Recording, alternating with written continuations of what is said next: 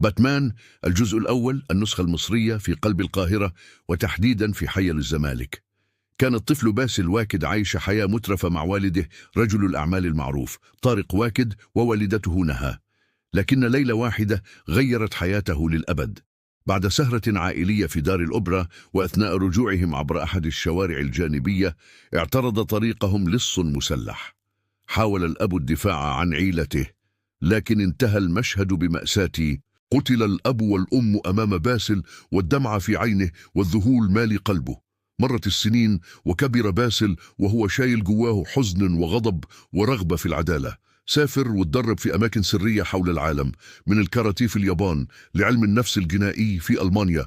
ولما رجع مصر ما كانش راجع كباسل، رجع كالخفاش. أنشأ قاعدة سرية تحت فيلا العيلة القديمة في المعادي، جهزها بأحدث الأجهزة وصنع بدلته السوداء اللي بترعب القلوب. بدأ يخرج بالليل يحارب الفساد المنتشر، من بلطجية الشوارع لرجال الأعمال الفاسدين. في أول مغامراته اصطدم بعصابة كبيرة بيديرها راجل خطير اسمه المعلم فودة، متحالف مع شخصيات نافذة بتتحكم في الاقتصاد والسياسة. بمساعدة المقدم جمال الجندي من مباحث القاهرة، بدأ الخفاش يضرب أوكارهم واحدة واحدة. الناس في الأول ما كانوش مصدقين، في خيال بيطير في السماء وبيمسك مجرمين، لكن الخفاش ما كانش خيال، كان أمل جديد.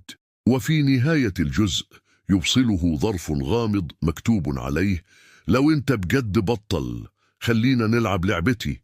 المهرج ضحكة عالية تسمع من بعيد.